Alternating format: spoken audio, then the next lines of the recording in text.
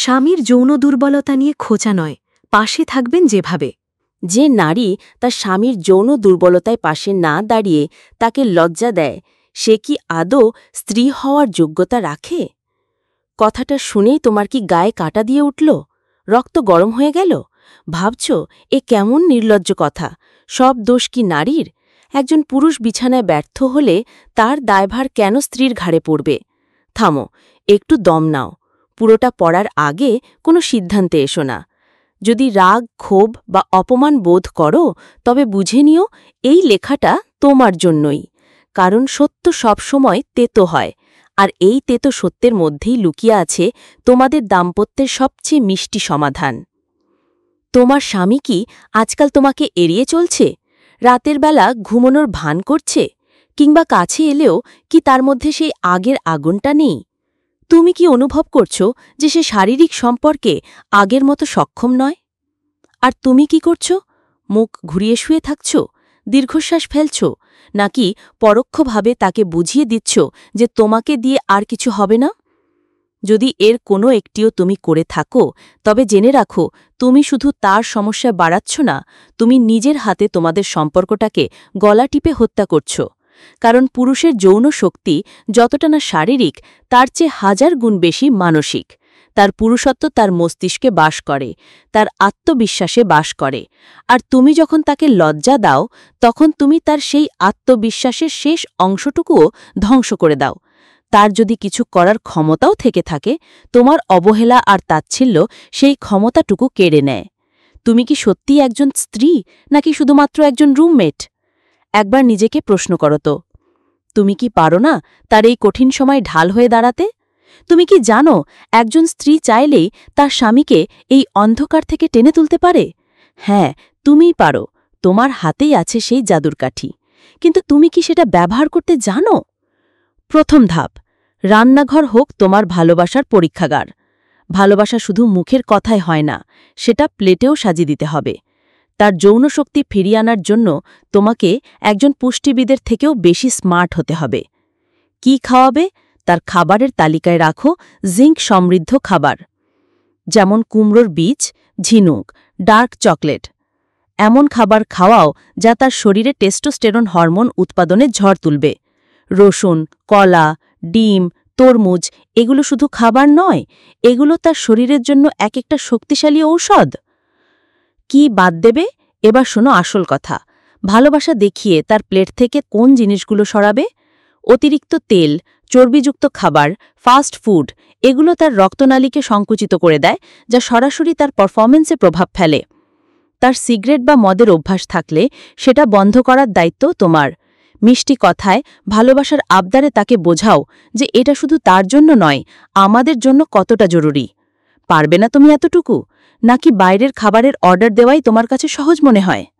দ্বিতীয় ধাপ, শরীর নয়, আগে তার মন জয় করো। সহবাস মানে কি শুধু কয়েক মিনিটের শারীরিক মিলন? ছি, যদি এটাই ভেবে থাকো, তবে তুমি সম্পর্কের গভীরতাই বোঝনি। সহবাস ছাড়াও সারাদিন তোমাদের মধ্যে দুষ্টু মিষ্টি খুনসুটি চলতে হবে। ইশারার ভাষা। যখনই সুযোগ পাবে তার সাথে দুষ্টু ইশারা চালাও। চোখের ভাষায় কথা বলো, পাশ দিয়ে যাওয়ার সময় আলতো করে ছুঁয়ে দাও। তার কানের কাছে ফিসফিস করে এমন কিছু বলো যা শুধু তোমরা দুজনেই বোঝো। এই ছোট ছোট ইঙ্গিতগুলো তার মস্তিষ্কে যৌনতার এক ইতিবাচক বার্তা পাঠায়। ডাবল মিনিং কথা। সবসময় গুরুগম্ভীর কথা কেন? তার সাথে এমনভাবে কথা বলো যার দুটো মানে হয়। একটা সাধারণ, আরেকটা শুধু তোমাদের ব্যক্তিগত। এই বুদ্ধির খেলা পুরুষরা দারুণ উপভোগ করে। এটা তাদের মধ্যে উত্তেজনা তৈরি করে এবং তাদের মনে করায় যে তুমি তাকে একজন প্রেমিক হিসেবে দেখো, শুধু স্বামী বা পরিবারের কর্তা হিসেবে নয়। অনেক নারী ভাবে এগুলো করলে তাকে নির্লজ্জ মনে হবে, আর এটাই তোমাদের সবচেয়ে বড় ভুল। পুরুষরা তাদের স্ত্রীর এই আবেদনময় রূপ দেখতে ভালোবাসে। তুমি কি সেই ভালোবাসা তাকে বঞ্চিত করতে চাও? তৃতীয় ধাপ, অতীতের ভুলগুলো মুছে দাও তোমার ভালোবাসা দিয়ে। অনেক পুরুষই বিয়ের আগে যৌবনের উত্তেজনায় অতিরিক্ত হস্তমৈথুন করে নিজের শরীরের ক্ষতি করে ফেলে। তাদের মধ্যে একটা ভুল ধারণা জন্মায় যে হস্তমৈথুন আর সহবাস একই রকম। তারা ভাবে যেভাবে দ্রুত বীর্যপাত করে সে একা চরম আনন্দ পায়, স্ত্রীরও হয়তো তেমনই হয়। এখানেই তোমার ভূমিকা। তুমি তার শিক্ষক, তার বন্ধু।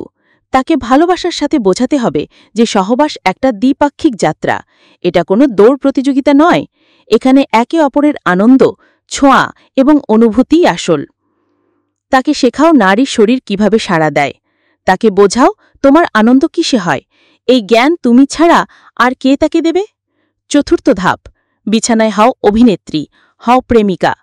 মিলনের সময় মূর্তির মতো শুয়ে থেকো না, তোমার অনুভূতি প্রকাশ করো। ভালোবাসার শব্দ, মিলনের সময় আবেগময়ী শব্দ করো, গঙ্গানির মতো আওয়াজ করো। এটা তাকে উত্তেজিত করবে। সে বুঝবে যে সে তোমাকে আনন্দ দিতে পারছে, এই অনুভূতি তার আত্মবিশ্বাসকে আকাশে তুলে দেবে। আদরের ছোঁয়া, তার চুলে হাত বোলাও, তার পিঠের নখ দিয়ে হালকা আঁচড় কাটো। তাকে টেনে নিজের বুকের আরও কাছে নিয়ে আসো। তোমার শরীরের ভাষা দিয়ে তাকে বুঝিয়ে দাও যে তুমি তাকে কতটা চাইছ। এই কাজগুলো তার রক্তে অ্যাড্রিনালিনের প্রবাহ বাড়িয়ে দেবে এবং সে দ্বিগুণ শক্তি ফিরে পাবে। শেষ কথা, যখন ভালোবাসা যথেষ্ট নয়, এত কিছুর পরেও যদি মনে হয় সমস্যাটা গভীর, তখন ইগোকে প্রশ্রয় দিও না। অনেক পুরুষ ডাক্তারের কাছে যেতে লজ্জা পায়, স্বীকার করতে চায় না। এখানেই তোমার শেষ এবং সবচেয়ে কঠিন পরীক্ষা। তুমি নিজে উদ্যোগ নাও, তাকে বলো, চলো আমরা একসাথে একজন বিশেষজ্ঞের কাছে যাই। এটা শুধু তোমার সমস্যা নয়, এটা আমাদের সমস্যা, আমরা একসাথে এর সমাধান করব। যখন তুমি বলবে আমাদের সমস্যা, তখন দেখবে তার ভেতরের ভয় আর লজ্জা অর্ধেক কমে গেছে। সে ভরসা পাবে যে এই লড়াইয়ে সে একা নয়, তুমি তার সাথে আছো। এখন সিদ্ধান্ত তোমার। তুমি কি সেই লক্ষ লক্ষ নারীর মতো হবে যারা স্বামীর এই সমস্যায় তাকে দোষারোপ করে, দূরে ঠেলে দেয় এবং নীরবে নিজেদের অতৃপ্তি নিয়ে বেঁচে থাকে?